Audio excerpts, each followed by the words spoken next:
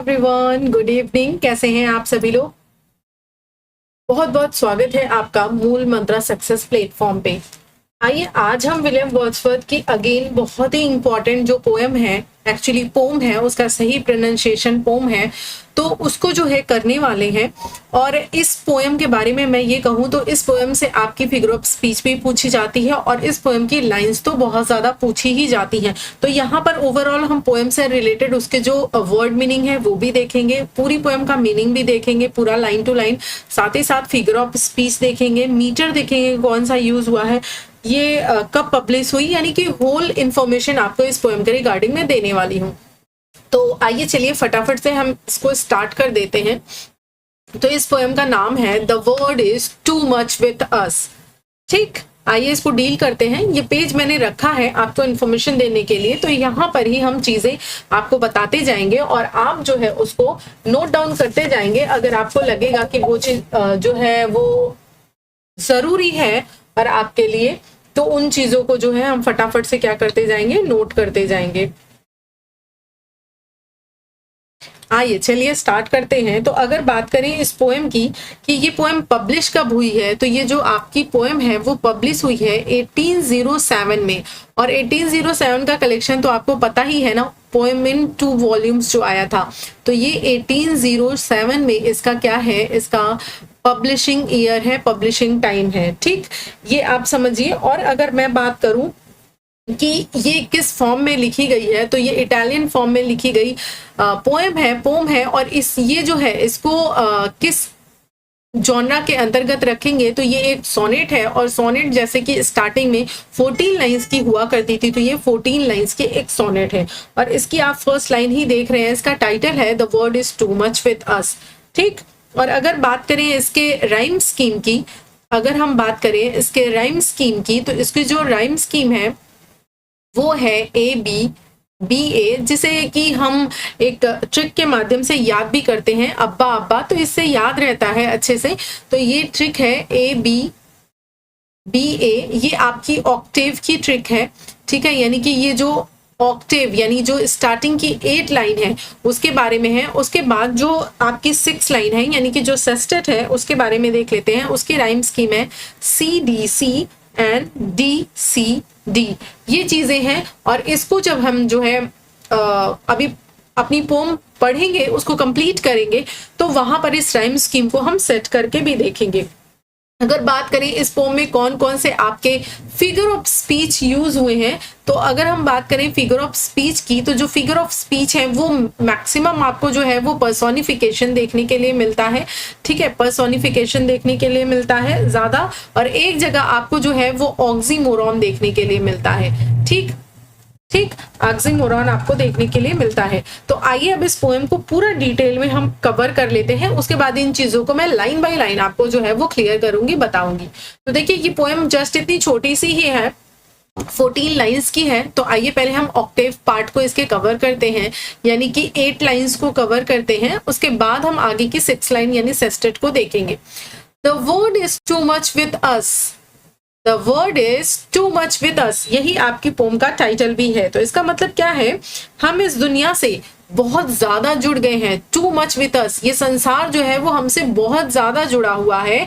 Late और सून, late का मतलब है यहाँ पर, लेट का जो रेफरेंस है वो है आपका पास्ट से, यानी कि पास्ट से ही हम इस संसार से बहुत ज्यादा जुड़े हुए हैं। और सून मतलब है फ्यूचर, यानी कि हम पहले भी इस संसार से, इस भौतिक चीजों से बहुत ज्यादा जुड़े हुए थे। और जब इतना पहले जुड़े थे और अभी जुड़े हैं प्रेजेंट टाइम में, तो आने वाले फ्यूचर में हम और भी ज्यादा इन भौतिक चीजों से, इन संसार से जो है वो जुड़ जाएंगे।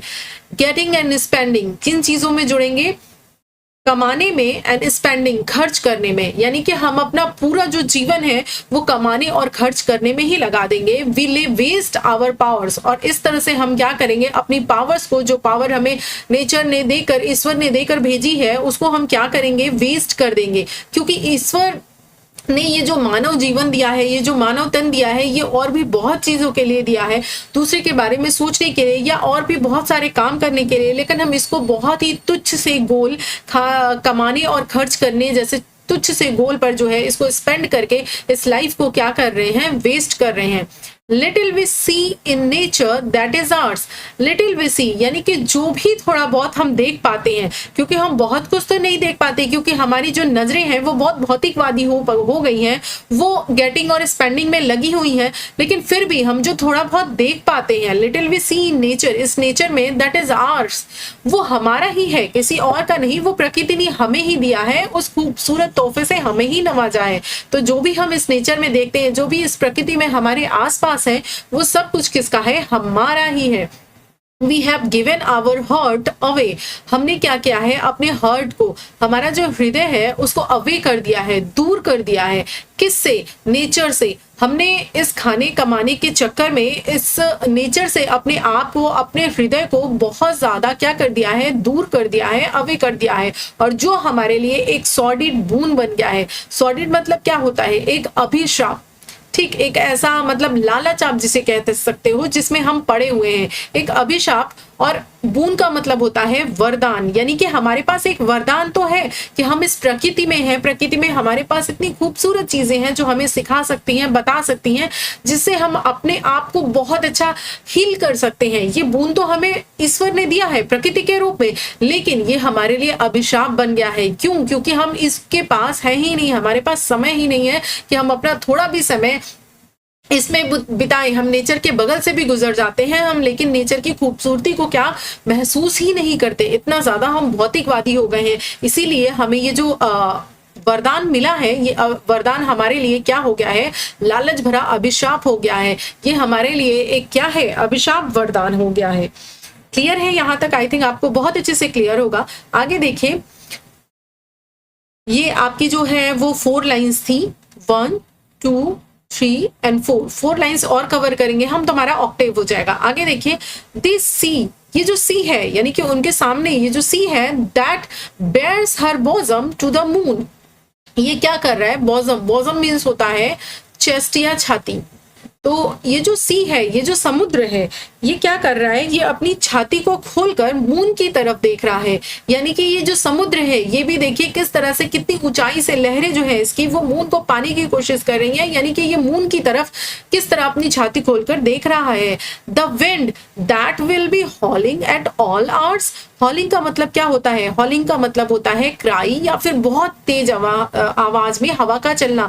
तो आप जब भी यहाँ पर आओगे, जब भी आप समुद्र के किनारे आओगे, आप जरूर पाओगे कि ये जो लहरें हैं ये इस तरह से उठ रही हैं, मानो ऐसा लगता है जैसे मून को छूने की कोशिश कर रही हैं, अपनी छाती को खोलकर मून को दिखा रही हैं। और जो है ये जो हवा है वो इतनी तेजी से हॉल कर रही है, इतनी तेजी से, ऑल आर यानी पूरे समय चलती रहती है, मानो कुछ कहना चाह रही हो। ठीक, आगे देखिए 7 नंबर है, and are up gathered now like sleeping flower.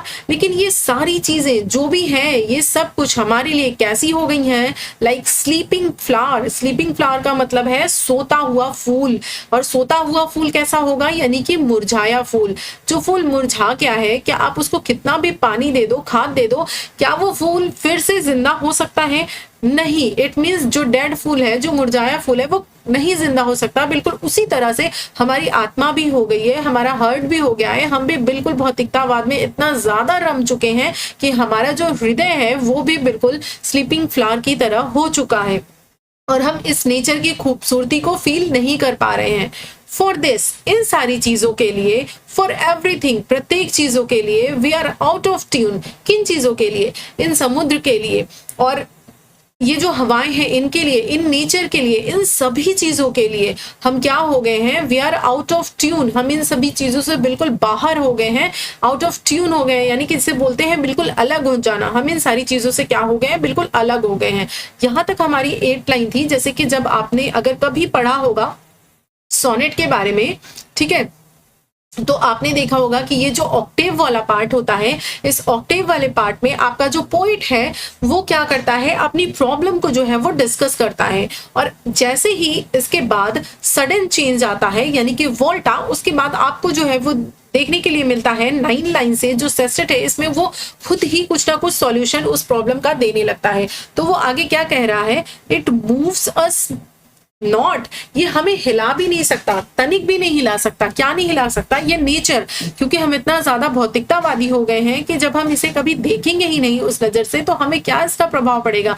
यानी कि ये नेचर हमें टस से मस, हमें इस भौतिकतावादी जो दुनिया है, संसार है, इससे हमें हिला भी नहीं सकता। Great God, O God, I will rather be a pagan, काश ईश्वर मैं एक पैगन होता। Suckled in a creed outworn, जो चिपका रहता, जो शब्द रहता in a creed outworn. अब देखिए यहाँ पर आपको पहले थोड़ी सी वर्ड मीनिंग देखनी पड़ेगी। ये जो पैगन है, ये पैगन किसको बोलते हैं? पहले के समय में पैगन उन्हें बोलते थे जो किसी भी जो फेमस आपके बड़े बड़े रिलीजन्स हैं, जो भी आप नाम दे लो, जहाँ का भी, जिस भी सोसाइटी में आप रह रहे हो वहाँ का जो भी बड़ा रिलीजन है, जैसे कि मान लीजिए अपने यहाँ का हिंदुइज्म है, या फिर आप बोल सकते हो सिख हैं, मुस्लिम्स हैं, ये जो भी है, जो बड़े रिलीजन है, इनमें ना विश्वास करके ये पैगन लोग क्या करते हैं? ये नेचर में ट्रस्ट करते हैं। इन्हें लगता है, ये खुद में विश्वास करते हैं कि मैं जो मानता हूँ वो सही है, नेचर सही है। तो वही वो कह रहे हैं कि मैं इससे तो अच्छा होता कि मैं एक पैगन बन जाता, मैं किसी धर्म को, किसी उसको कम्युनिटी को फॉलो ही नहीं करता, बल्कि मैं पैगन बन जाता। शक्ड इन अ क्रीड आउटवॉर्म, क्रीड का मतलब है और रिलीजन जो आउटडेटेड हो चुका है, पुराना हो चुका है। आउटवॉर्म मतलब आउटडेटेड, और क्रीड मतलब एक रिलीजन। शक्ड मतलब रेज्ड, शक्ड मतलब क्या है?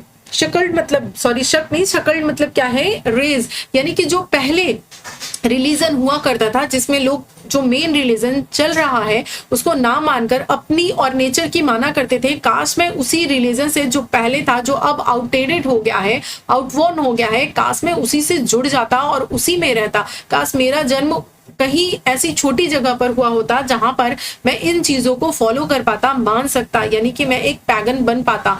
So might I standing on this pleasantly, तो मैं कम से कम इतना ज्यादा, मतलब इतना दुखी तो नहीं होता।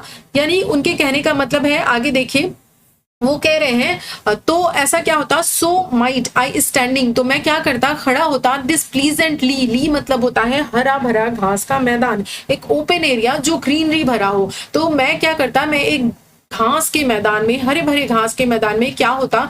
खड़ा होता। हैव ग्लिम्सेस, मैं देख पाता, that would make me less forlorn, और मैं उन चीजों को जब देखता तो फॉरलॉर्न मतलब होता है सैड, और ये चीजें जब मैं ग्रीनरी में होता और मेरे आसपास जो चीजें दिखाई देती तो वो मुझे लेस फॉरलॉर्न करती, यानी कि मुझे बहुत कम सैड करती। इस भौतिकवादी दुनिया में तो कोई ऐसा दिन नहीं है जिस दिन व्यक्ति दुखी नहीं है, लेकिन अगर मैं नेचर के करीब होता तो मैं लेस फॉरलॉर्न होता, यानी कि मैं बहुत कम दुखी होता। Have sight of Proteus rising from the sea, और मैं देख पाता, साइट मतलब अपनी दृष्टि से मैं देख पाता किसको? प्रोटियस को, राइजिंग फ्रॉम द सी, समुद्र से उठता हुआ। ये जो प्रोटियस है ये सी गॉड है, ठीक है। तो वही वो बोल रहे हैं, इनकी लहरों में से निकलते हुए, चलते हुए मैं इस प्रोटियस गॉड को देख पाता, और हियर या फिर सुन पाता ओल्ड ट्राइटन को blow his breath to horn, जो कि जो है उस हॉर्न को जो वो लिए रहते हैं, जो उनका इंस्ट्रूमेंट है जिसको वो बजाते रहते हैं। ब्रेथ का मतलब होता है कवर्ड, क्या मतलब होता है? कवर्ड, और हॉर्न जो वो ब्लो करते हैं। तो मैं उस ओल्ड ट्राइटोन को देख पाता जो उस कवर्ड हॉर्न को क्या करते हैं? ब्लो करते हैं। तो ये इस पोम का एक्सप्लेनेशन था। इन अ समरी, जस्ट मैं आपको कुछ 2-3 लाइंस में इसको समराइज कर देती हूँ कि आपके जो पोइट हैं वो इस पोम के माध्यम से कहना चाहते हैं कि ये जो संसार है ये हमारे अंदर बहुत ज्यादा समा गया है, यानी कि हम इस दुनिया से बहुत ज्यादा जुड़ गए हैं। हम ऐसे पास्ट में भी थे, अभी प्रेजेंट में भी हैं, और आने वाले फ्यूचर में भी हम ऐसे ही रहने वाले हैं, क्योंकि हम ज्यादा समय अपना गेटिंग और स्पेंडिंग में बिता रहे हैं, खाने और कमाने में बिता रहे हैं, और इस तरह से हम अपनी पूरी लाइफ को वेस्ट कर दे रहे हैं। हम जो भी इस संसार में देखते हैं, जो भी नेचर हमारे आसपास है वो हमारी है, लेकिन फिर भी हमने अपने हृदय को इस नेचर से दूर कर लिया है, जो हमारे लिए वरदान था उससे दूर कर लिया है, और वो हमारे लिए अब अभिशापित वरदान हो गया है। और देखिए इस समुद्र को, देखिए जो अपनी छाती को उस मून को दिखा रहा है, उस मून तक ले जा रहा है, और ये जो विंड है वो किस तरह से हॉल कर रही है, किस तरह से all the time all hours वो हॉल करती रहती है तेज हवा चलती रहती है और जो है हम कैसे हो गए हैं, बिल्कुल स्लीपिंग फ्लावर्स की तरह हो गए हैं जिनमें अब जान डाली नहीं जा सकती। इससे तो अच्छा यही होता हे ईश्वर कि मैं एक पैगन बन जाता और पुराने समय के जो आउटडेटेड रिलीजन है जिसमें नेचर को, प्रकृति को महत्व दिया जाता है, मैं वो मान पाता और प्रकृति को इतना महत्व दे पाता। काश मैं इस छोटी जगह, ऐसी जगह पर पैदा हुआ होता और मैं खड़ा होता एक प्लीजेंटली में, एक हरे भरे घास के मैदान में जो खुला होता, और वहां से मैं जो है जब देखता तो मैं बहुत लेस फॉरलॉर्न होता, बहुत कम दुखी होता इस भौतिकतावादी समय में भी, और मैं जो है वहां से प्रोटियस को देख पाता उठते हुए समुद्र में, और जो समुद्र से जिस तरह से वो उठते हैं प्रोटियस, मैं उन प्रोटियस गॉड को देख पाता, या फिर मैं जो ओल्ड ट्राइटॉन है उनको जब वो हॉर्न ब्लो करते हैं, अपना कवर्ड हॉर्न ब्लो करते हैं, उसको मैं क्या कर पाता, सुन पाता। आई थिंक क्लियर है। मैंने आपको पहले लाइन बाय लाइन चीजें बताई हैं, उसके बाद फिर समराइज कर दिया है कि आपको जो है बहुत अच्छे से समझ में आ जाए, कोई कंफ्यूजन ना रहे। स्टिल आपके मन में कोई कंफ्यूजन है तो डेफिनेटली आप नीचे कमेंट बॉक्स में कमेंट छोड़ सकते हैं और मैं उसका रिप्लाई कर दूंगी नेक्स्ट वीडियो में। अब बात कर लेते हैं फिगर ऑफ स्पीच की। देखिए, कुछ फिगर ऑफ स्पीच में बताऊंगी आपको और कुछ आपको फाइंड आउट करके बतानी है, ठीक है। कुछ आपको फाइंड आउट करके बतानी है, ये आपका होमवर्क है। तो आइए देखिए, पहले तो बात करते हैं सॉर्डिड बोन की। ये जो सॉर्डिड बोन है ये क्या है आपका, ये जो सॉर्डिड बोन है आपका, ये देखिए कॉन्ट्राडिक्टरी बात कर रहा है ना, और पास पास में वर्ड्स हैं, यानी कि ये क्या है, ये आपका ऑक्सीमोरॉन है। क्या है ये आपका, ये आपका ऑक्सीमोरॉन है, ठीक। ऑक्सीमोरॉन फिगर ऑफ स्पीच यहाँ पर है। और बाकी इन लाइंस में देखिए, ये लाइंस है आपकी, ये लाइंस, तो इन तीनों ही लाइंस में आपको जो है वो पर्सोनिफिकेशन मिलता है। क्या मिलता है, पर्सोनिफिकेशन मिलता है, ठीक है। पर्सोनिफिकेशन कैसे मिलता है, यहाँ पर देखिए सी को बोला जा रहा है, समुद्र को बोला जा रहा है कि वो अपने बोजम को, अपनी जो छाती है उसको मून को दिखा रहा है, ठीक है। और यहाँ पर देखिए जो समुद्र है उसको क्या बोला गया है, हर बोला गया है, यानी कि यहाँ पर एक लेडी, एक गर्ल के रूप में प्रेजेंट किया गया है, इस बात को ध्यान रखिएगा आप। उसके बाद विंड के बारे में बात की गई है, तो विंड क्या कर रहा है, हॉर्न कर रहा है, हॉलिंग कर रहा है, यानी कि क्राई कर रहा है, यानी तेज आवाज में। और उसके बाद देखिए up gathered like sleeping flower, क्या फ्लावर कभी स्लीप कर सकता है, सो सकता है, नहीं ना। तो इसका मतलब यहाँ पर क्या है, यहाँ पर भी पर्सोनिफिकेशन का यूज हुआ है। तो इन तीनों ही लाइंस में आपको क्या है, पर्सोनिफिकेशन का जो यूज है वो मिल जाएगा। विंड हॉलिंग की अगर बात करें, ये देखिए नीचे था आपका, मैंने बताया ना ये विंड हॉलिंग, ये इसको भी मैंने डिस्कस कर दिया, और आपका सी जो है उसका भी डिस्कस कर दिया, और स्लीपिंग फ्लावर जो है उसका भी मैंने डिस्कस कर दिया है।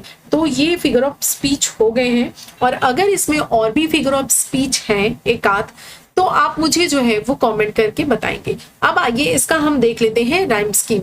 तो पहले तो सून को हम लिखेंगे ए, और उसके बाद पावर है, तो क्या सून और पावर राइम कर रहा है, नहीं, तो हमने इसको बी का नाम दे दिया। उसके बाद देखिए आर्स है, तो सून आर्स, ठीक, तो ये क्या हो जाएगा आपका, बी हो जाएगा। ये किसके साथ राइम कर रहा है, पावर के साथ।